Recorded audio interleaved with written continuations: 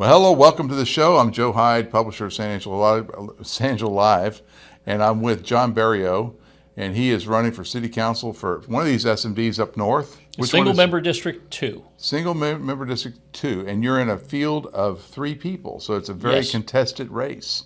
And this is Tom Thompson's former seat, is that right? He currently holds the seat. Or it will be Tom Thompson's former seat because he has to resign it to run, right? Or he can't run again because of term limits. Right. So he is elected to remain on council if he can, and is running for mayor. So if Tom Thompson, if Tom Thompson doesn't make mayor, then he's out of public service. He is off the city council. Yes, out of public service. There are still lots of possibilities. We have over 20 boards. We'll put him on Costa DC. It's a possibility. So how has Tom Thompson done as far, I mean, he's there for 2 terms. Has he done a pretty good job? He has participated with the council on the path that the council has elected to go. Okay. And you open up a grand door for me there, Joe. One of the premises of my candidacy is that in my many years on the Costa DC board, the airport board, Keep San Angelo beautiful board, as well as other city-related activities, I have inside understanding of what the city charter says our city should operate like, what a section in the Code of Ordinances says the City Council should perform as well as having reviewed the City Council Code of Ethics and the Oath of Office, which I've taken for each of those board positions.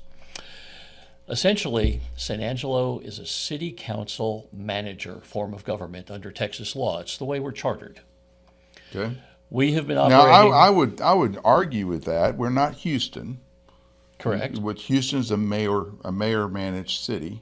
We are really a city. You said city manager, didn't you? I did. I'm sorry. I thought you said city council. No. Yeah, we're a city manager. So city council, the only form of government. The only city that we have where the mayor is elected and paid a salary to run it like a city manager would is Houston. Correct. And so we are just like every other city in Texas except for Houston, where we have to hire a city manager. Yes. And the city manager becomes the most powerful man in town. That's the way they're chartered. That's right. Okay. And the way it should be in their case. In our case, we're quite different. We frequently see in our city council meetings individuals on the council speaking directly to the department directors within the city. There's actually an ordinance that says that's a no-no. All instruction is supposed to be given to the city manager. The city manager is supposed to be presenting each topic to the council. We very seldom see our current city manager address the council. He can introduce any of his directors or anyone else to make a presentation, but it's really a meeting between the council and the city manager. And feel free to read the city charter on that or chapter 1.02 of the city ordinances. I've covered city council since 2013, this city council.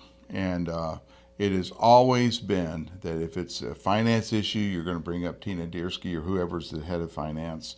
If it's city events, you're going to bring up, Sid Walker. They bring up these people as subject matter experts. Not necessarily. I don't know if they're actually going to direct them to do something that would be in conflict with what the city manager wants them to do. I mean, wouldn't you say that there's kind of like a tacit approval going on there between the city manager? He brings up his people to make the presentation about, moving this budget item over here, right? Yes. He's doing, Tina Diersky's doing that because Daniel Valenzuela, the city manager, told her to make this presentation to move this money. Wouldn't you agree? That is the way it works. Currently, is it appropriate by the city charter and the ordinances? No. So if John Bariou had his way, would the city council be able to hear from subject matter experts, the heads of departments, for example? Absolutely, we have to. But the direct communication cannot skip an echelon in the chain of command. You're a military man. You understand that. So you're saying from the days a city council person would have to ask the city manager to ask the subject matter expert a question? No, there can be questioning, interaction to learn more. But when it comes down to directives, the directive is to the city manager Okay, to accomplish a task. So do you have an example issue where a directive was given from a member of city council directly to a department head, not through the city manager? The list is long. Well, just But give an example. anytime you hear the council, and particularly Mayor Gunter, say, I want such and such, the simple response must be, where is the decision by the 7-member council? Okay, because we also get into that. It's a council manager form of government. It's not any one member of the council, not the mayor, not any one of the 6 representatives, to speak directly as to an I want. Okay. There must be So a vote of the is there an council. issue that caused? Is there a problem that was caused by this, by that workflow? Well, you mentioned how many years you've been watching the council. Right. And you implied that it's always been this way. Mm-hmm. Just because it's always been wrong doesn't make it right. Okay. But has there been an issue where the taxpayers were ill-served because you had a directive from, let's say, Mayor Gunter or even Mayor Morrison to Correct. someone, to a staff member, not through the city manager? Okay. The means, though the end result may have been in our best interest, if it wasn't accomplished in a way that is specifically in compliance with what the voters put in way back in 1946 when they approved the city charter, that was by the voters. But John, it authorized the existence of the city. I understand what you're saying, but my thought is, if let's just hypothetically say Mayor Gunter tells Tina Diersky, the finance director, to do this. I want this done. If the city manager didn't want that done, he's sitting up there on the days too. He can say, "No, Tina, let's step back and let's present it to the council again at the next meeting." I've heard that a lot. Not necessarily from that, the people interacting, but I've heard him say if a decision he disagreed with was being touted from an elected official on the days, he would say, let's bring this back next meeting, or let's bring this back in 2 meetings. I've heard that a lot over the years. And of course, he's been the only city manager I've watched in San Angelo, but Yes. I've seen that a lot. I mean, he's not direct to the point of saying, no, we're not going to do that, So what you're telling me, and what you're telling the public, right? is that we have a city manager that cows to the voice of a single council member without No. there being a vote of the 7. Well, he is, if someone tells him to make a decision, tells a department head to make a decision, if a member of the council tells a department head to do something and he disagrees with it, then usually what he does, he tries to get it tabled. Okay. That's exactly the flaw in what's happening now. A single council member cannot tell Daniel Valenzuela or any of his subordinates what to do. They can suggest that the board vote on it. But are we talking semantics there? Like, No, sir, not at all. When Mayor Gunter tells someone she wants something done, I've seen her do things like sales tax. Our sales tax revenue was greater than expected, so we have extra money available. So I've seen this. She will go through her list of what she wants, that money to spend and want to spend that money on, and she'll just say, "These are my suggestions." She's not really saying these are my suggestions because she's not that way, right? She's very direct and to the point. But anyone can override her on council, but they don't do anything. They just sit there and if no one says anything, which in this case that happened in like 2017 or 2018, no one said anything to disagree with her. So it was tacit approval. Hey, put these things together and let's talk about it next meeting. That's basically what she said. These are things I'd like to spend money on. Once again, Joe, I'll refer you to the city charter and the city ordinances governing the conduct of the council. But aren't you? That is but not aren't you arguing? You're what they arguing are. style over. No, not style. I'm arguing law. No, her style is that. That's what her style. Okay, then let's just say that And she's nothing- breaking the law. And they're not voting on it. Saying I'm going to vote to do this right now, because obviously it's not on the agenda, right? To spend the money on those particular things. There might have been an agenda item to talk about our surplus in sales tax revenue. Okay. And so she, in the discussion, she says, hey, I'd like to, fix the roof at Fort Concho. I'd like to do this, do that, the other thing. And that's not necessarily a directive, but it sounds like it is because she's a very direct person. It's what you call passive aggressive behavior. Okay. Okay. Right. That being said, they can vote on numerous items, numerous subparts in developing a plan to move forward on a single agenda item. Right. Let's approve this component, that component, that component. Now let's get down to the package. So long as the caption in the agenda on that item states that it is an action item. If it is only a discussion, they are not allowed to issue instructions, passively or directly. They are not allowed to take any vote. It's how the agenda item is captioned. Right. And that's the Texas Open Meetings Law. And a lot of times when they break that, you'll have the city attorney step in and As say should be. you can't do that. Correct. I've seen that a million times. So I don't think they're out there actively breaking the law. I mean, we're talking More often than not, they break the law out of ignorance. Okay. Okay. Now, ignorance, by its official definition, is knowing something but ignoring it. Well, you have a strong personality on the city council, and that's been the case for the last 8 years. It's a strong personality, and I don't think there's intent to break the law. And I think that if she directed something that was in variance with how you would do it, in variance with what, let's say, Daniel Valenzuela in his brain knows where his where his money is. The guy's pretty smart on that. He knows where the money is, and if something's going to break the bank, I've even heard him object to things. Okay. So I mean that's the flow, but it's not like, Mayor, I am your city manager. I'm not going to do that. Come fire me. And I've never heard him get to that point. It's amazing how folks get sold out to their paycheck, isn't it? Okay. All right, next question. You big economic developer. You're going to die on that hill, I guess. Anyway. It's a hill worthy of dying on. But you're an economic developer. You have a lot of experience with economic development. You know a lot of the rules and everything. I'm going to ask a general question. Coming up in the same election that you're running for city council, the voters going to have to approve or disapprove a $400 million school bond and a $41.6 million Coliseum rehabilitation bond.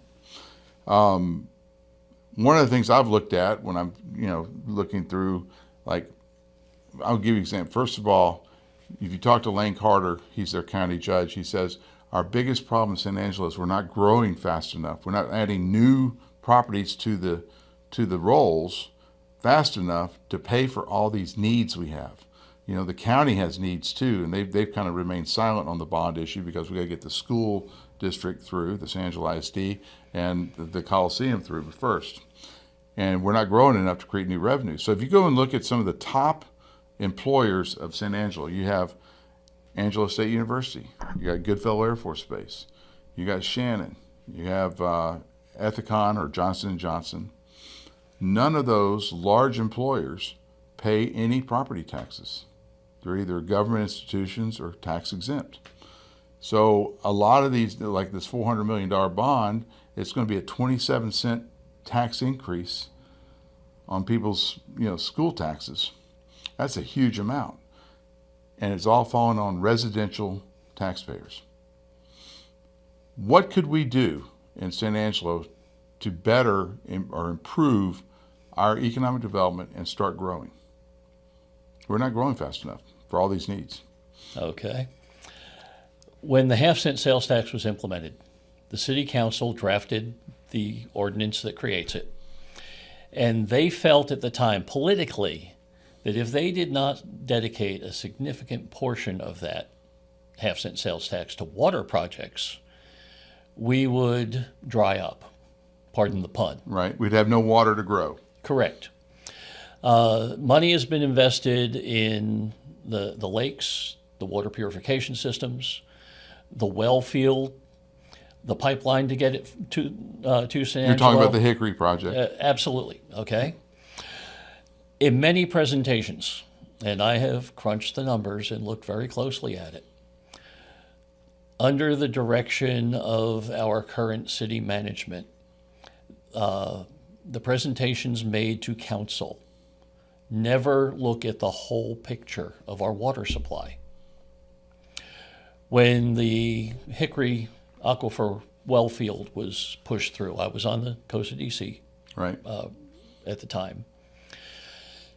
We were told that by doing this, we would have decades of water even if the lakes dried up. And that would make Yet sense. That would make just sense. this year, Right. this past year, when the lake levels started to go down, the sky is falling. The sky is falling. Well, We aren't stop- going to have well, water. No, let's sir. stop- I'm not going to no, stop right wait, there wait, because no, hold your thought. Hickory can produce at the time when they first built it, before they enhanced Yes. the well field, about 8 million, 9 million gallons a day. That's what I Yes. was told back then. So this well field is supposed to get us up to about 12 million, right? Yes. Are my numbers good? they're good. And then our consumption, like in 2015, when all this stuff was going on, was about 14, 15 million, right? If you average out the summer and the winter. Yes. And now we've gone up to about 18 million. Yes. Is that right? Your numbers are close. So, I mean, close enough to make. So we need 18 million. Let's just say we need the ability to pump 18 million gallons of water a day to maintain the city. And of as San I Angelo understand, the system. pipeline is capable of it. The well field isn't quite yet. So the pipeline can do 18 million. You think? That's what we were told. Well, I would think that the groundwater supply we have could probably handle any busy day during the winter, but maybe not in the summer. Okay. So I don't know. I mean, that's my opinion based on years of covering the water issue. So go back to what you were saying about the inadequacies of our Yes. water system. Go ahead. Okay. Whenever the lakes start to go down, there's a panic cry that seems to forget that we've got the well field. The numbers presented can be made to say anything. They want to have a panic, they create a panic, just in the way it's spoken of. When I serve on council, and I fully expect to win this race, I will require that any presentation show the whole picture and not look at the elephant through a small knot hole in the fence. And so the whole picture, what you're trying to get presented, is Lake Ivy is our primary source of water. It pumps well enough. I mean, on a given non-drought day, you can get 20 million gallons out of that thing pretty easily. Yes. Right?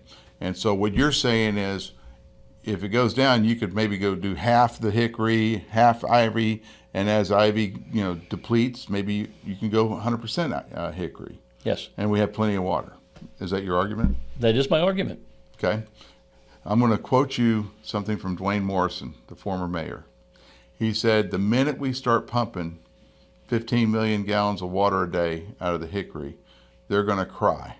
All the people who live down there in McCullough County are going to cry, say we're trying to murder them, And Of course, logic tells you the water table is going to drop. Yes. Not all of their old existing wells are deep enough to continue to tap the lower aquifer. Right. So your agriculture down there will suffer if there's any left. Most of them are hunting ranches, right? They are now. Yeah. So what would you say about that? Like, politically, it would be hard to pump Hickory at the full capacity for an extended amount of time. You're right. But if we are in drought conditions, you have to decide what things in your budget you're going to cut. Tough decisions have to be made.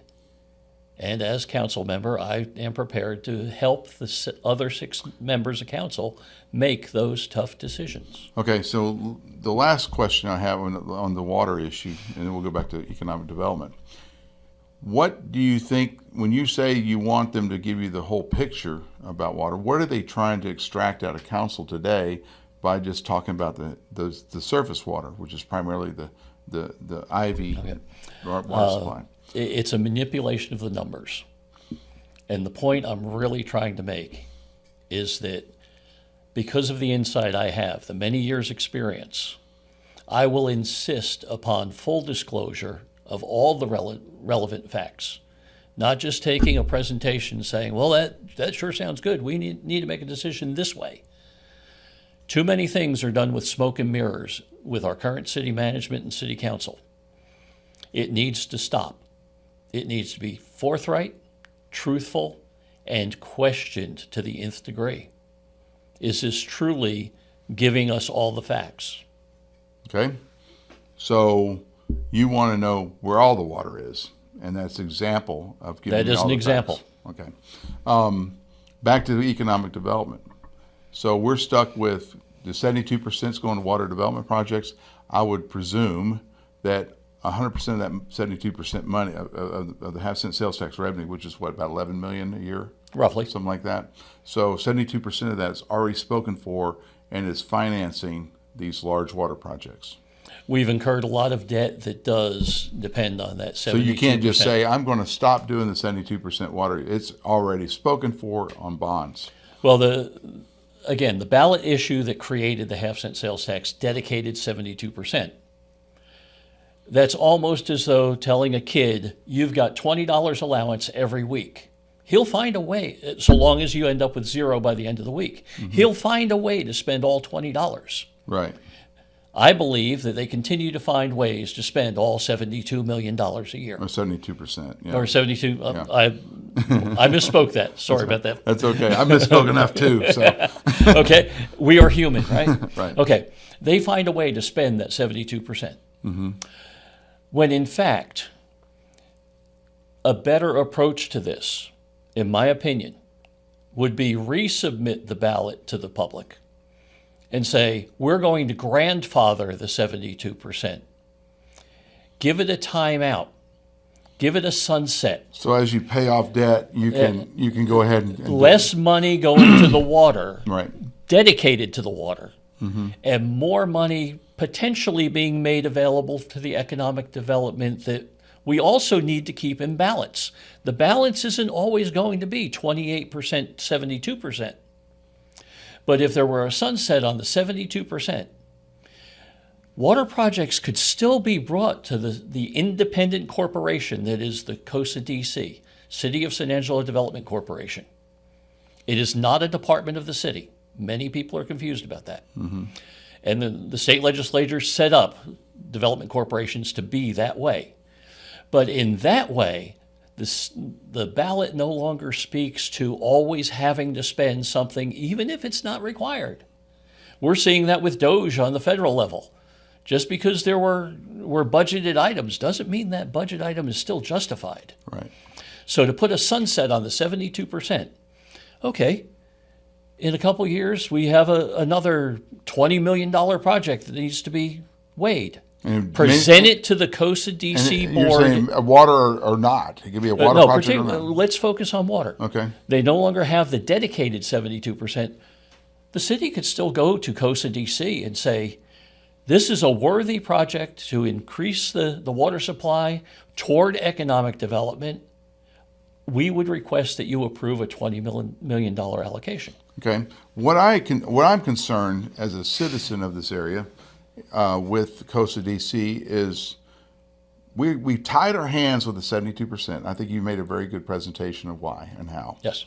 So we only have $4 million to work with every year. Correct. You can't buy a whole lot of infrastructure projects or anything like that, like a Spur Arena.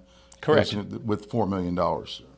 And then you have all the layers of bureaucracy in the city that takes, $721 million or $721,000 of the $4 million. We've had this conversation in the past. It goes. Y'all can look at that on YouTube or on my campaign website. We've got it linked. And it goes to the city staff for a city services contract. So now we're down to $325. When all this money is taken out, yes, we're left with just $1.6 million roughly in our COSA DC out of $11-12 million. We're left with $1.6 million to recruit, find, sell San Angelo as an economic entity. And provide incentives that would attract them, realizing that other cities are competing by giving those same corporations offers of incentives. And so if you put this if you are comparable cities, we always talk about our comparable cities. Abilene probably has $20 million a year in a half-cent sales tax. Lubbock is a little different. They don't have a half-cent sales tax. They have an eighth-cent sales tax. Yes. So their budget is pretty much the same as San Angelo, but it doesn't have the 72% water requirement. The funds available for true economic development are comparable. Right. And so Roughly. So what I'm getting at is we have tied our hands and we're down to $1.6 million to actively recruit businesses. Correct. And we have no economic development leadership. There's no, I don't even know if we have a kind of an apparatus of Costa DC, but we don't have, a full-time head of Costa DC, a full-time CEO. We're giving money to the chamber in dwindling amounts to finance two guys that sit in a 10 by 10 office who are mid-level managers. They're seldom in that office. They are out kicking butt. That's good. But I'm saying they need to have more support. Absolutely. I mean, when you get to a certain point in life, I mean, you're going to bring someone to your office and you're sharing it with another guy. I think they ought to have their own office, for example. And that would be good for a sales team. If I had an executive sales operation, I would want that. But we don't have that. And the chamber has gotten the same amount of money, about $262,000 a year since 2019, over the hump of COVID and all this inflation. And we're still funding the chamber at the same amount. But the bottom line is we really don't have an overarching vision for economic development. And why is that important to you guys out there? Is because you're asked to go finance a $397 million school bond project, and you hardly have enough new properties coming online here in San Angelo to help pay for it. And to give you an example, Lubbock ISD, this election, May 5th, has a $297 million bond project. You know how much the tax increase to the companies that is? How much? 0. Okay. It's just like Frisco. Frisco's growing so fast that, they can do these bonds and not increase the tax rates. And that's where we need to get to. But I feel like we don't have, I guess, the unified vision to really point our limited resources in economic development to where they need to be pointed. You're right. We're trying to get blood out of a turnip. Right. And it's just not going to happen. Things don't fly without funding. But where do we get that funding? Right now, I can't tell you. I am not armed with all the same information that our city council currently has. Put me on the council and I will. And I will assure you that I will make the best possible decisions and cast my vote in that way. But remember, I will only be 1/7 of the council vote. Mm-hmm. But I might be able to persuade others to vote similarly. What do you think of this idea? Our private sector, the chamber, already has a director, a chamber CEO and president. Okay. Why do we need to have also paying a similar salary to a Costa DC president who we can't find? No, we can't hire. We can't find someone to hire for that position. Why don't we just give it to the chamber and have the corporation make the chamber CEO also the CEO of Costa DC? Number one, state law does not allow that. Really? State law wouldn't allow that at all? No. I thought it was an independent corporation. It is an independent corporation, parented and, in a sense, subordinate to the city council. Okay. Not operationally. Okay. The city council can create a development corporation. But at that point, it's hands off. They are an independent corporation under Texas law. They are supposed to be able to hire and fire their own people. They are supposed to be able to have their own legal representation. And it sounds like a chamber of commerce. No, it's not. Chambers of commerce were not founded under state law. I understand that. So we can draw that line in black and white. But if right the council voted to say take our independent corporation and give a management contract to the chamber, what would be wrong with that? You would still have the Costa DC board has to exist. Okay, that's fine. Make the chamber board the Costa DC board. Chamber board is voted on by members of the business community, They are. not appointed by, not nominated by council members and appointed by the whole council. You understand what I'm trying to do? I'm trying to combine a salaried position that's already there Yes. and put it in charge of. You, like our city council, is trying to find a loophole and do something Loophole. illegally. Well, don't Okay. kill me on the illegalities of Well- trying to save money. Trying to save money is a great idea. But if there are legal boundaries within which you must stay, stop trying to deviate. Okay, so- which is exactly what the current city council and for several decades All right, councils have done. Option 2. Since we have so little money, $1.6 million to recruit and new businesses, why don't we increase the chamber's contract from $262,500 a year to $1.6 million and give it all to the chamber and say, y'all build up a business recruitment operation over there, get more offices, whatever you need to do. You're working for the COSA DC board with oversight from the city council. The only level of oversight the city council has is to ratify or decline any project that the COSA DC board Right. proposes. Okay. That being said, you're getting us deep in the swamp now, deep in the muck and mire. It's not okay? the swamp. No, The swamp has bad connotations. No, it does. No, let's just say the muck and the mire. Right. Okay. I want to say this concisely because I know we're speaking to the general public. And it's gonna be No up here insult to the public. 50 years from now, people will be able to see this. That's right. So let me try to get the most fitting verbiage for this.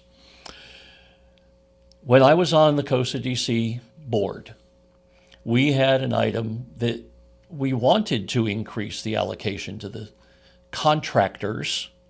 Which The the city, the COSA DC board uses the Chamber of Commerce's marketing arm for the city's economic development effort. right? We wanted to increase that budget, but every time we discussed it, because of the illegal structure of the city manager actually having an operational control over the staff of COSA DC, which violates the economic development law. Another thing we'll address once I'm on council. Let me explain this to Okay. I'm going to explain how, so keep it right there. So the way the COSA DC board staff works, you have 4 positions, and of the 4 positions, you have the head of COSA DC, or the president, director, and then you have 3 additional workers. Correct. Your total payroll's $414,000, something like that, a couple years ago. And so those people that work for COSA DC are card-carrying members of city employment. They are they're city employees. 100% city employees. So yes, now here's a question, and then you go back into it. If they are city employees, would not the city manager have operational control of them? That's illegal. Okay? And let me back up to what the ED law, economic development law, actually says. What it says is effectively the city or the Economic Development Corporation staff can be administered by the city employment umbrella. In other words, they could collect city employment pay as a contractor. Right, so essentially, they're an employment contractor, Right. not operational control. So basically the city is an They ADP. can have human They're an ADP. resources support. They're an ADP. ADP, Yeah. back in the day, Kelly Girls. Yeah. Exactly. They're contract employees. Okay. And the city then acts as an employment contractor. Under our current illegal structure, and the city council years ago actually wrote this into the ordinance, that the COSA DC must use the city for their administrative services. That is so blatantly illegal. When I got into that debacle several years but ago, it's in the I charter. consulted with Carlton Schwab, who is the president of the Texas Economic Development Council. Right. It is the only organization the state legislature authorizes to train on economic development law. And Carlton Schwab, when I described what's happening in San Angelo, he looked at what we were doing and he said, "That's illegal. Keep up the fight." And it's in the charter. It is in the Coast of DC charter, and there is an ordinance requiring the Coast of DC to do this. So the ordinance can both be of which the are ordinance in can be conflict with changed. state law. The ordinance can be changed with 2 meetings of City Council. Yes. The charter for Coast of DC, what is required to change the charter? Just a vote of the Coast of DC board? To change the Coast of DC charter Right. would be the same process of proposal, approval, wave it through. But then it also has to go to City Council to be ratified. Right. When that went to the head that it did last time, they effectively fired me from the Coast of DC board. In fact, they violated whistleblower law. Mm-hmm. But I did not prosecute it. And do you know why I did not seek compensation for being persecuted and prosecuted as a whistleblower? Why? Because it would not have been the perpetrators of that crime that paid the price. It would have been you, the taxpayers, that paid for their illegal actions. So I, in my ethics, refused to prosecute that. Okay. So back to, most people that are watching this are going to say, why do I even care about Coast of DC? But I just gave them the reason. You're asked to pay for all these bonds. That's right. And we're not growing. When you anytime you hit the cash register, when you buy anything, and you pay your 8.25% sales tax, 1/2 of 1 cent of that goes to Coast of DC. And that means citizens, people who shop here, who live out in the county, any money spent in San Angelo. So effectively, if Coast of DC and that 1/2 cent sales tax weren't here, you would be paying 7.75% in sales tax. So every time you go to the cash register, every dollar you spend, 1/2 of a penny. I don't know goes if into that's, I this don't know if fund. that's true, or if you could change the law where the city, instead of getting 1%, would get 1.5% going into the general revenue fund. I'm not sure, because if you go anywhere in places that don't have Coast of DC, they're still 8.25. It can be because of a water fund. It can. Yeah. There are many Hospital other or something like that, yeah. many other entities. The total of which cannot add up to more than 8.25. Right. I would think that they would still max Hospital out. districts are another. Right. All right. So you're on City Council and you have a say in this, and we've explained the problem. You've explained some of the minutia behind the problem. I sure did. How would you fix this so that the next time we're asked to vote on a $500 million bond, we actually have growth in San Angelo? Okay, that's a very good question, Joe. And let me be clear to the public first and foremost. The $500 million round number bond that we're looking at for the school district has nothing to do with the city council. It has nothing to do with the city. It is strictly San Angelo Independent School District. Right, different government. But the growth that would help pay for it can be highly stimulated by the city. And I will work when I'm elected to the city council to stimulate that growth, encourage that growth, make San Angelo attractive to businesses who will settle here, employ here, potentially purchase their goods with which they're going to manufacture whatever their product is. Everything we can do here. Can I mention another thing that's bleeding our city horribly? What's that? Our city purchasing department has gone to using co-op buying. Right. It's a way to circumvent competitive bidding. Mm-hmm. By doing so, there are co-ops around the country, around the state, that they can plug into and get bids right away. Not bids. It's like It's not a bid. It's a buying board. Yeah, buy board. It's also referred to as a reverse auction of sorts. Mm-hmm. But effectively, So all the jobs that are being paid for by these outside contractors is money leaving San Angelo. So let me, instead of hiring local contractors by competitive but bid. let me give some context to this. Yes, a please. bid board or buy board was what Tim Vasquez, when he went to trial, the whole thing about that radio system, the Harris radio system. Yes. They wanted to buy it on a bid board or a buy board, and what got Tim in trouble, and what reason he has 3 felony convictions for honest mail fraud, Yes. are 3 checks that they sent to Daly and Wells, who was not on the board, Yes. not on the bid board, but they gave Daly and Wells like the amount of money it would be from another vendor that was on the bid board. Yes. Does that make sense? Over It does. 3 checks. So those 3 checks actually landed a city official in federal prison for 15.5 years. So There you bid boards are, I think they're good for like buying paper clips and stuff. But when you're designing custom solutions and a water treatment plant, Yeah. right?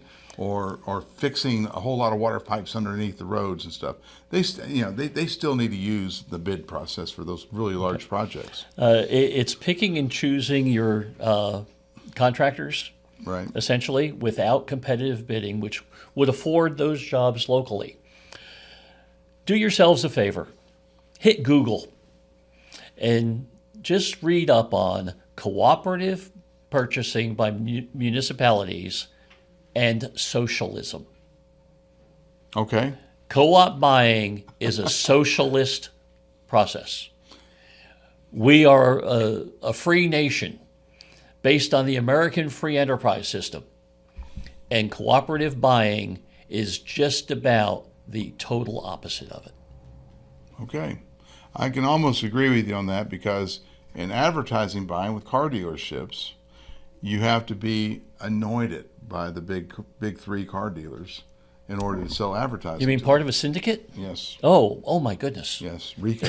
All that. I was going to ask you. We've gone into the economic development side, which is Yes. the growth side. Now let's go on the tax side.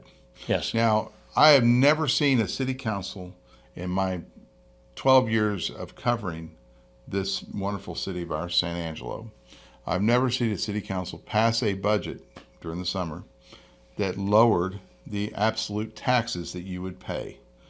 They always say we're keeping the rate the same or we're lowering the rate, but the amount of money that's coming in is higher because of the increased valuations of homes and businesses and industrial Yes. and commercial property. One time I saw a fight over this, over a municipality trying to stay near the no new revenue rate. So when you go into budget, you already know how much money is on how much valuation that you're going to tax is, and they know what rate on the low end would be the no new revenue rate. If you tax at that rate, then there's no extra income year over year. And then there's the voter approval rate. So there's a spread. Voter approval rate is higher, and above that rate, you would increase the revenue to the city by 3.5% or greater Yes. than the previous year. So you always have to set the tax rate between the no new revenue rate and the voter approval rate. If y'all can imagine my hands, this range. Just remember your high school algebra classes, so you'll keep up with Joe on this. In Lubbock this year, the new mayor, Mark McBrayer, went to bat for the taxpayers. He said, this year I want to tax Lubbock at the no new revenue rate. I don't want to have a tax increase. And he argued, and he got one other councilman on there. He was an Aggie attorney, got to agree with him. But the establishment Republicans, and they're all but 2 on the council are generally Republicans. The establishment laughed at him, said you can't do that because you're going to cut so many of these great projects, and you're going to cut you're not going to allow us to visit our sister city in Japan and things like that. And he eventually lost. He was not able to maintain the tax rate at the no new revenue rate. I've never seen one go to bat for the taxpayer in San Angelo, Texas. Every year at the city, I see, almost with a smirk on their face when they have to read what the tax rate is going to be, and they say it's going to be a tax increase, right? Because if you're bringing in more revenue, it's a tax increase. What are your thoughts on that? Would you try to fight for a no new revenue rate tax? You bring up a very good analogy or comparison. I'm going to step back to what we were talking about on water presentations before. When the city government says we lowered the tax rate because effectively they did. They lowered the tax rate. They are only looking at one multiplier, and I'm going to simplify this, in the algebraic equation that is property values, which this year went up incredibly. The tax rate necessarily had to come down because there was a cap on what the end product could be. But Okay. I'm going to interject Now- here. Technically, there's not a cap. If you're above the 3.5% revenue increase, you can still tax them there, but you're going to have to go to the polls and get people to. Yes, so get effectively they had to vote for it. It was a cap because they didn't dare take it to the voters. They Right. knew it was going to get shot down. Right. So that being said, let's call it a cap, okay? But our local politicians are able to say, we lowered the tax rate. They didn't lower taxes. As Joe has already pointed out, the end result was still a few percent higher. It's the smoke and mirrors matter of this is where politics meets business management. I'll have to credit Mary Coffey, who, because she ended up running unopposed, will be seated for single-member District 6 on May 3rd, following the May 3rd election and canvassing of the votes and that whole process. But she asked me a question the other day. What do I think of zero-based budgeting? Where each year you start out with a zero budget, and everything that you add to it has to be justified. In effect, this is what we're seeing on the national level with the Department of Government Efficiency. They're saying if it's not justified, we aren't going to fund it. You mentioned a sister city that wanted to go to their sister city in Japan. Right. Things like that, with zero-based budgeting, could be cut. There are those in our current city finance food chain who have stated off the record that they would resign if we ever went to it. Now, I can only suppose why that might be. Are they trying to hide things that they don't want exposed that they've been spending money on for many years? When I am seated on the city council come May 3rd, I will be pushing for zero-based budgeting. Thank you, Mary Coffey. Okay, so let's talk about zero-based budgeting and what problems politically you have with that. It's not so much the leadership of the city wants to leave you or wants to quit. It's the rank and file. And when you are in local politics, okay, you have 1,000 city workers, Roughly. okay? Those are 1,000 votes right there, right? And so you're asking if you're asking the city employee to vote for you, which could possibly eliminate their job and or not give them a raise at the work. That's the best case. They won't get as much of a raise as they want, or they might get a pay cut, or they'll lose their job. So that's the problem, because the turnout for a city election for mayoral races, 8,000, maybe 9,000 people. I believe it's going to be far higher because of the two bonds on the Probably election so. this year. But regardless, I mean, 1,000 votes is a lot of votes. You're Same- assuming that all 1,000 city employees, number one, live in the city, And vote. and number two, vote. But I would bet you that they do. It's a voting block. And it's a large with it's a an large issue voting that's of block. interest, more will turn out. Yeah, but this is a large voting block. I mean, Yes. Can you tell me of another voting block outside of Pauline Church that is more than 1,000 votes, possible votes? I'm not even going to hazard to guess I mean, that. I don't think there is. Okay, but let's get back to a point you made. They might be concerned about losing their jobs. Okay, with zero-based budgeting, what would really be identified are the things that are being spent merely because this particular department always gets $500,000 a year. I'm just pulling that number out of the sky, not picking on any department. Let's help them justify, why are you spending $500,000 on it? Chances are it's not on your head count. Probably is. But you would be able to free up enough money from the things that, well, oh gosh, we have this money, we have to spend it before the end of the year, otherwise we won't get it next year. So we have parks. So take you Parks do and some of Recreation. that belt tightening, But- and there's more money to go to the employees for their I'm not compensation. disagreeing with you. I'm devil's advocate. There's Parks and Recreation. I would bet you Parks and Recreation, a majority of the budget is personnel. Now here's the issue. Have you looked at their equipment budget? Here's the issue with that. the city council and all the budget sessions I've ever looked at, they never consider the personnel part of the budget for each department. That's all. They'll say, we're going to give every city employee 5% across the board pay raise, and we want another 3% for incentive pay. Boom, we're done with that. Then now your individual departments, whatever those people are making, they're getting a 3%, 5% raise. So your zero-based budgeting would require each department head to incorporate their payroll into their request. Is that what you're saying? Why not? Well, You're playing the devil's advocate, and the only answer to that is, why would you not want it to be more accountable? okay. Well, more accountable or cheaper, less expensive. If that's the net result, yes.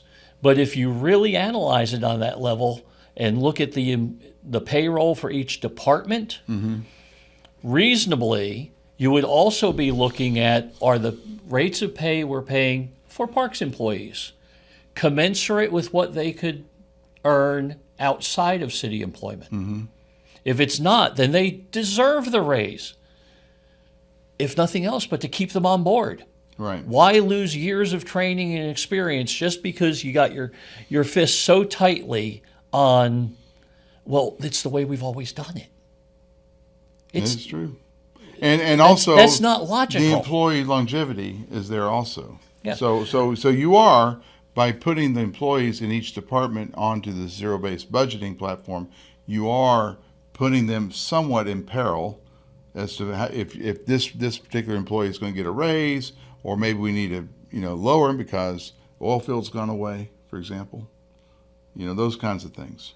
When you do zero-based budgeting and you pull out, it is something to be considered. You're basically not pulling out the person; you're pulling out the billet.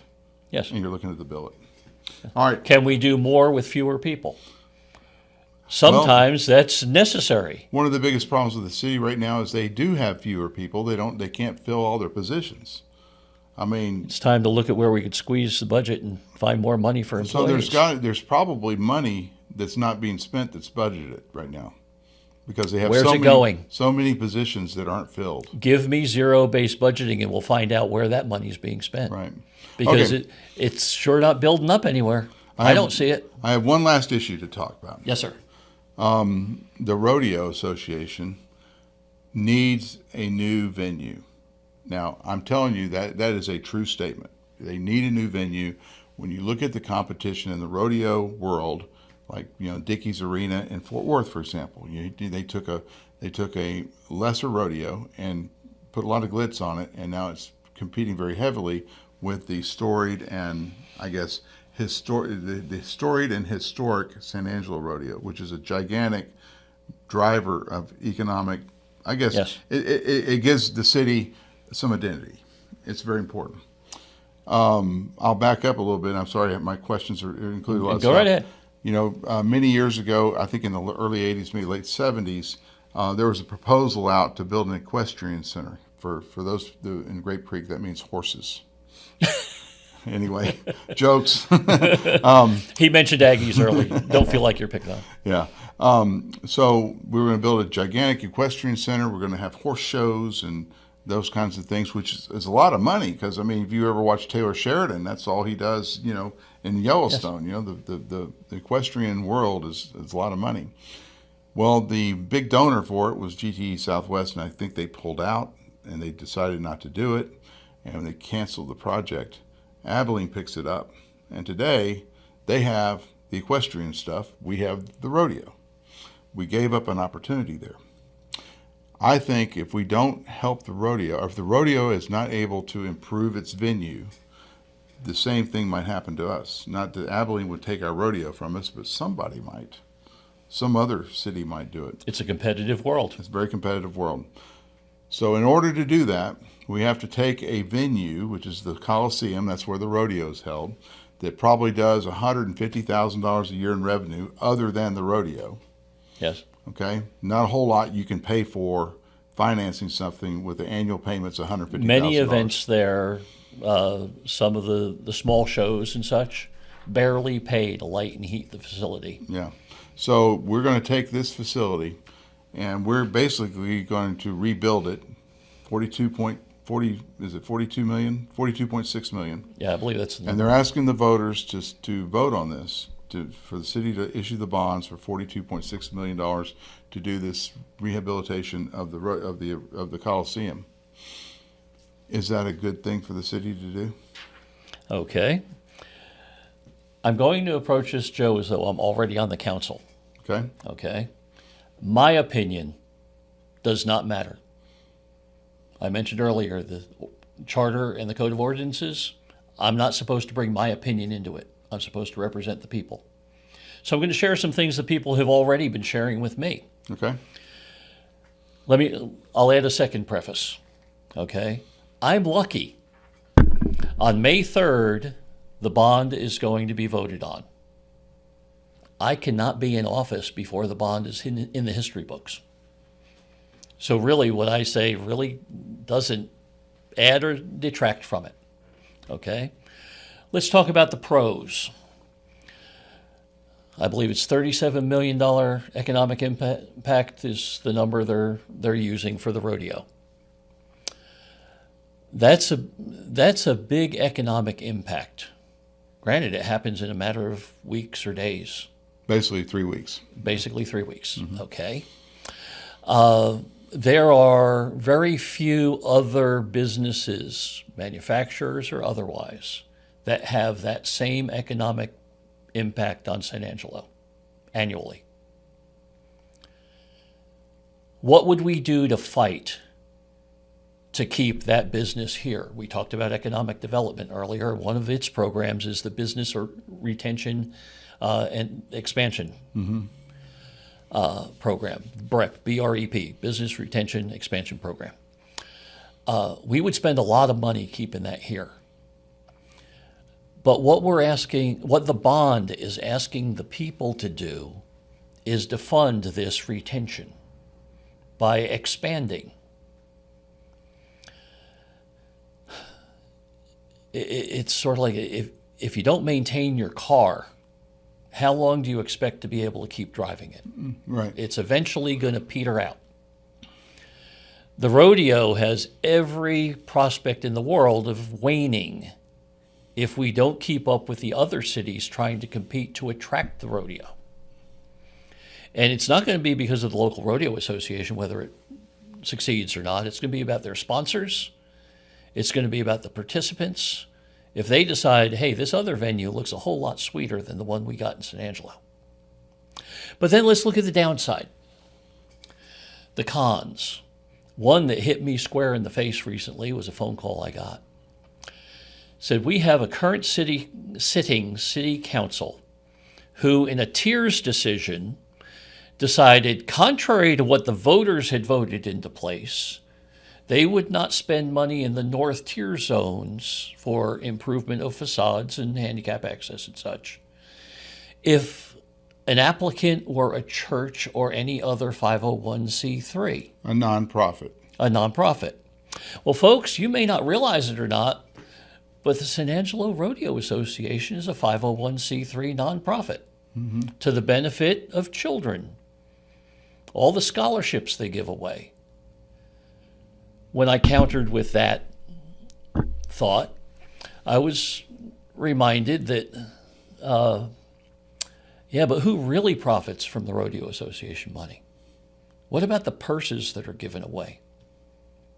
They are cash awards that are taxed. Right. That's not the nonprofit arm of it. Right. And the beer sold. Yeah, the beer sold. Okay. But what about the recently constructed dragway going out toward Arden? They're hobbyists who race cars. Rodeo participants are hobbyists that most everything they do is on a four-legged animal. I disagree that they're hobbyists because they're professional athletes. There are some of the racers that are professional racers. Okay. That is their, okay. But, I mean, it's not an apples to apples comparison, right. but let's look at the picture. Right. I'm weighing only the pros and cons. And as a city councilman, I will be called upon to weigh the pros and the cons. One of the ordinances I mentioned is something that the city council does not do. Effectively, it says that with each agenda item, Every council member is supposed to bring the pros and cons that have been brought to them by the people. When's the last time you heard the mayor ask the councilman, what do your people say for or against? I've heard her talk about people talking to her. Which people? The people with whom she favors, or does she present both sides? I have never, I think when you never heard both you're sides. going to find that unless you go door knocking as a public official, that the people in your circle, Yes. you have to actively try to expand your circle. But the people in your circle are going to be the people in your circle, and you're going to end up doing the same thing. In 4 years, we'll talk to you, and you're going to have 24 people that talk to you, because that's just the way it is. People are busy. Most people don't even know the city. The mayor is not head of the school district. I Right? disagree with you, Joe, So, because I have a tremendous circle of friends, okay. who do talk to me, pro and con, on many issues. So I would Granted, argue, many remain silent on most issues. yes, But if it's something they have to say, I would- they've become very comfortable with talking to me. I would argue. I've said in the I'm gonna say past that this. I've become an unofficial ombudsman for the city. I will argue that someone who is sitting in a restaurant almost 24/7 or all waking hours probably hears a lot of feedback. Yes. So, in or outside of the mayor's circle. But regardless of that, you started talking about how would you vote for the Coliseum? How are you going to vote for the Coliseum? Pro bond? The or U.S. against the bond? Constitution and the state constitution guarantee my right to a secret ballot. Okay. And I am going But to you're running for exercise that office. right. But you're running for office. That's fine. All right, so John, you will not tell me how you're going to vote for the Rodeo Coliseum. I want people to make their own decisions, but I want you to be informed voters, just as I will be an informed council member. You brought up one more thing, and I know I said the rodeos, the Coliseum would be the last thing I asked you, but you brought up tiers. Yes. And I'm very well versed in tiers because I've covered a lot of their meetings, especially John Mark Hoag's crusade to try to get Gethsemane Baptist Church funded and some other things. I've gone up on MLK Boulevard. I've talked to the preachers Yes. and the people that are running the nonprofits. One of the arguments that the argument they have on that side of town is the reason why people aren't utilizing the tiers money. And just for y'all to understand, tiers is tax increment reinvestment zone money, and it's a very large downtown. It basically spans from the the 29th Street Walmart down there past Desiree's. Okay, and did I give a good description of it? That's both tier zones. Yeah, There's both a tier north zones. and a south, Right. basically divided We're by going the to get into that in railroad. a second. So on this, the northern guys, the northern tiers, and we artificially divided our tiers in two. It's not a state law or anything. We can undivide our tiers.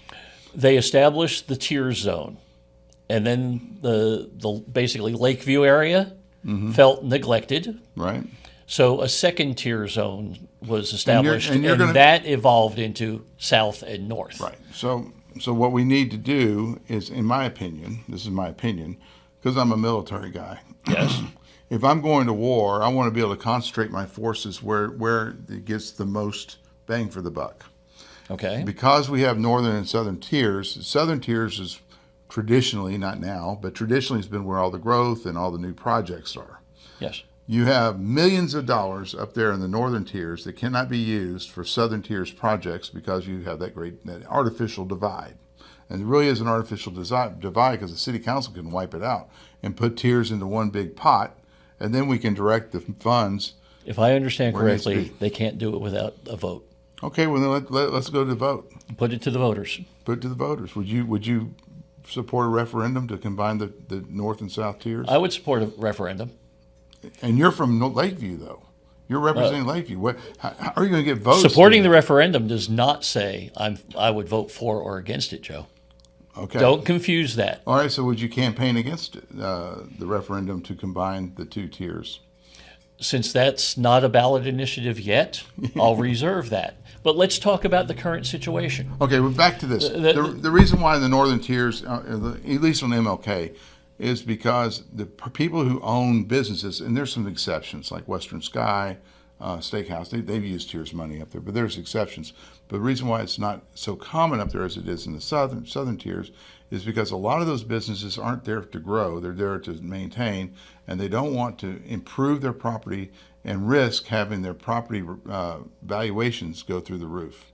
And so the only way you're going to spur economic development on MLK, for example, is to give money to nonprofits. So because they're exempt. Now on the other side of it, and this is what Tom Thompson, your predecessor, believed, is that if you are a nonprofit, you're not technically you're not taxed. So money from your operation is not going into the tiers fund. So you shouldn't be able to participate. Okay. Once again, I'm going to go back to what laws say. What? What laws say. Okay. Okay. When the Southern Tiers, what is now known as the Southern Tiers, was established, they specifically said nonprofits were not permitted to apply. When they cloned the Northern Tiers, I do not know who chose to leave that caveat out of the law. Mm-hmm. But what the voters voted on did not exclude nonprofits. So stop right there. The way they're getting around this is that your predecessor, Tom Thompson, always votes with Mayor Gunner, so you prevents you from having that supermajority to change or the supermajority yes. to basically approve the Tiers Board's decisions. So John Mark Hogue might send, hey, give Gethsemane that money. Yes. It goes to City Council. I think it has to have 2/3 majority for them to approve it. And always you have the mayor and Tom Thompson vote against it, which prevents them from getting there. So you raise a good point, and I appreciate that you brought Tom Thompson's name up since he's running for mayor. All right. And those of you watching this are obviously interested in local politics. And this is very long. I hope we are not boring you. Yeah, it's about to get exciting. Yeah. Okay. When the city council denied what the Tiers Board had approved toward the use of Tiers funds for nonprofits, specifically churches, that was approved. That was a legal decision to approve because what the voters enacted did not prohibit nonprofits from applying. In the northern tiers. In the northern tiers. But not in the southern Okay, tiers. so when the city council overruled that position, it is my opinion that they illegally discriminated against nonprofits. I will stop right there. I would say it's not illegal, but it was discrimination. It was illegal. No. And the precedent, here's the legal precedent. You can turn down a project on a case-by-case basis. Okay, but the rationale was nonprofit. So let's it was. Let's step in. And they stated so in let's the city. step into the San Angelo live courtroom. Right. Okay. You establish the southern tiers and say nonprofits are not allowed to apply. You establish the northern tiers and you leave that prohibition out. No, not unanswered. You specifically leave it out because the voters were told we're replicating tiers. So by default, nonprofits can. The city council therefore lacks the authority to usurp a prohibition that is not written that they can do. I believe it was illegal. And when elected, folks in single member District 2, 29th Street north to the northern border, the area around Kirby Park, Fannin Elementary, the former Alta Loma Elementary, and a little area around Robin Hood Trail in Nottingham. That's my single member district. That's where I live. That's who I want to represent. But a big part of that is in the northern tiers.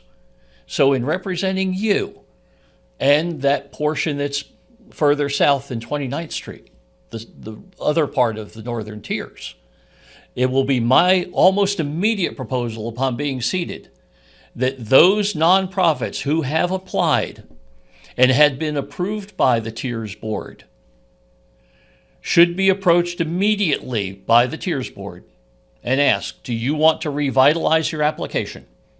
If so, we are simply going to resubmit it to the City Council with a distinct statement that it is illegal for you to deny it again based on your previous Based on your refusal. nonprofit status. Based on the nonprofit status. They did not have the legal authority to deny that. Okay. And I would move to have, if those organizations want it reestablished, go for it. They Why- may have to submit or collect new bids from contractors because months have passed since. John, why do we even have tiers? I mean, all we're doing is we're taking wealthy landowners, wealthier than most people who don't own Okay. land, who are already overtaxed in their apartments because, the tax rates on apartments are not homestead exempted. They can go up the rent has to go up as much as possible to be able to cover these taxes. So why do we even have a tiers where we have all these residential, and also I'm worried about the rentals too, more than the residential property owners, have to pay all these exorbitant rents and taxes. When if you got rid of tiers today, I could put $650,000 in the annual budget of the county, and I could put over $1 million in the budget of the city if I just got rid of tiers. $1 million can buy a lot of police officers. It can. But you were asking me earlier about economic growth. Economic growth is stimulated when there's an incentive to invest in the area. TIRS, the Tax Increment Reinvestment Zone, is established by state law. Cities can define an area, and basically, when those property taxes are paid, it does not go into the general fund. This is Right. for the public's education. Mm-hmm. It does not go into the general fund. It goes into a separate piggy bank. That's got a negative connotation. It goes into the tiers budget. It goes into the TIRS budget, okay? And you And can't that spend money, and you that can't, money can only be spent go. in the reinvestment zone that's been established. So if I own a business in that area, if I own property in that area, the tax money does not go into the general fund to help maintain the streets in Southland, for example. That money can only go to projects within the TIRS zone to help revitalize that area. Largely, it was a revitalization effort. Bring failing neighborhoods back up to par. It's got a lot of potential for the north part of town. And I encourage all business owners, if you don't improve, do you ever expect to grow your business? Yes, you might end up paying a little bit more in property taxes. But if your business has grown, won't you be able to afford to pay more property taxes? Well, it's a lack of, in my opinion, sound business sense. And if you want to fully understand that aspect of it, the ASU Small Business Development Center, 69 North Chadbourn, offers assistance to all businesses if you just walk in the door. It's free. So this is your district in northern San Angelo. It's not known for having low crime rates. Wouldn't Okay. a better economic development policy be to hire more police officers and patrol the streets and get rid of tiers to pay for it? I disagree. A rising tide raises all ships unless your anchor chain is too tight and the water comes up and gets into the boat. Okay. Okay? So as the economy increases, because TIRS has reinvested in those businesses, the tax money continues to come in. But other areas around are also going to come up because now you aren't around a blighted area, you're around a thriving area. So the periphery, those outside the zone, will also rise up with it. You told me to Google socialism. Yes. Isn't taking money from taxpayers and choosing property owners and giving them $75,000 grants to improve their facade or to build a parking lot or put in a fire extinguisher system, isn't that just socialism? Aren't all taxes a form of redistribution? Okay, so I rest my case. so the last socialism thing back in the previous in the conversation, we can just strike that. I found disagree. you liking a socialist deal. Because that involves contracting, not taxation. Okay. Let's be clear on that differentiation. Okay, so You're trying to set a trap for me, Joe, and I'm not going to jump into it. it's okay to be a socialist when you're taxing, but not when you're contracting, or vice versa. It's okay, yeah, It's a misapplication. right? In socialism, they own it all. It sounds to me like if you're the government, you're picking winners and losers, and that's what they're doing. I mean, by denying those nonprofits, they were the losers, and they picked the winners by awarding the grants to for-profit businesses along Chadburn, Oaks, that area. They're picking the winners and losers. Government body is. We are a nation of law. Gotcha. Okay. And the law, with regard to tiers, has a strong differentiation. Black and white. Southern tiers, nonprofits can't apply. Northern tiers, there is no mention whether or not, whether nonprofits are prohibited from applying. Therefore, they can on an equal basis. And you said you were in favor of combining the northern and southern tiers. No, I am in favor of putting it on a referendum to let the people decide whether or not to combine them. Another thing you won't vote for. Okay, you won't tell me what your vote would be. I'm entitled to a secret ballot. Just like months ago when I was part of an organization to initiate a petition to have our current, all 7 members of our current council dismissed, recalled. We had, I'm not allowed to say whether we had 1 signature on each of the 7 petitions or a total of 5,218. Not allowed to say what the number is. I will tell you this. But the reason that petition went no further than collecting signatures was thanks to a lawyer who pro bono looked over the petitions the day before we were going to turn it into the city clerk.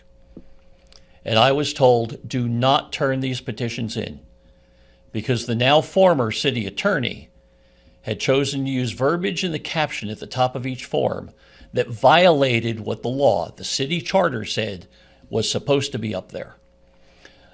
What the charter says is that the issue of recall is to be put to the voters.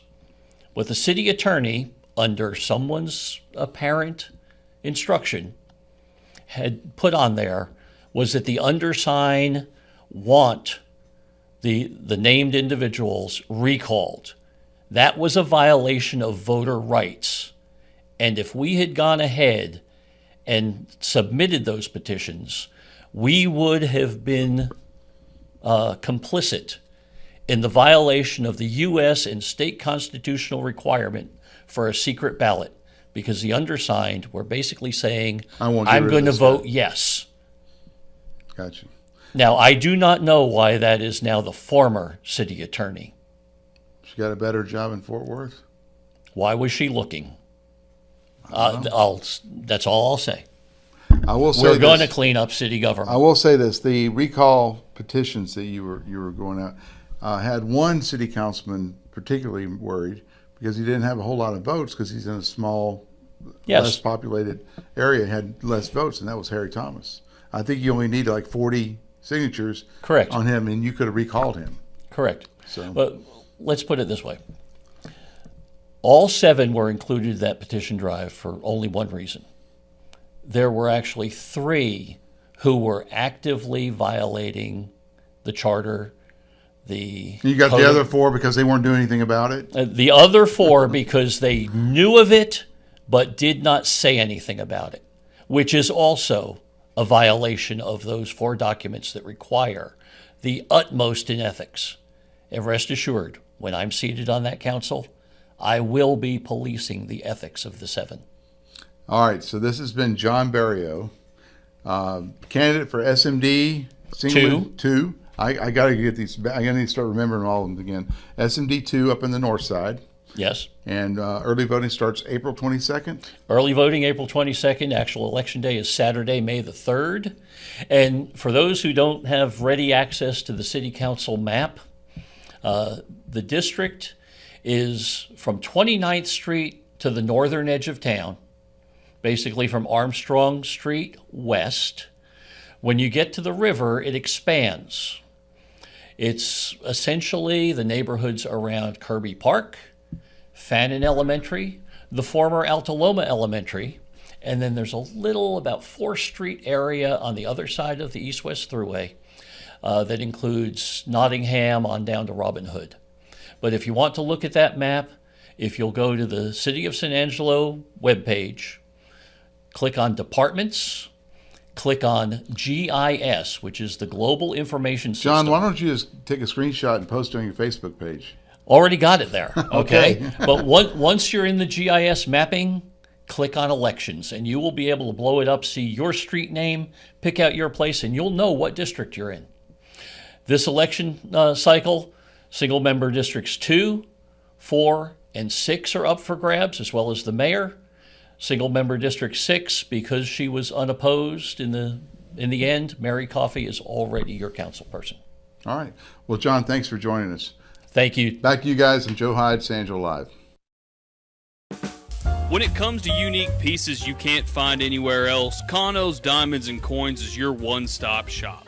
With over 24 years in the diamond and coin industry, Kano's Diamonds and Coins is West Texas's choice for diamonds, jewelry, coins, silver, and gold. Owner Bill Kano stands by his work and offers free consultations, including estate jewelry. Don't just trust anyone with your valuables. Come see the staff at Kano's at 1016 West Beauregard in San Angelo. Thanks for watching the Live Daily News Show. The only locally owned news show in the Concho Valley. Go like us on Facebook, X, and other social media platforms. And don't forget to download the San Angelo Live mobile app to stay up to date on all things news in the Concho Valley. For the live team here, I'm James Bellini, And I'm Tessa Koskovich. and we'll see you next time.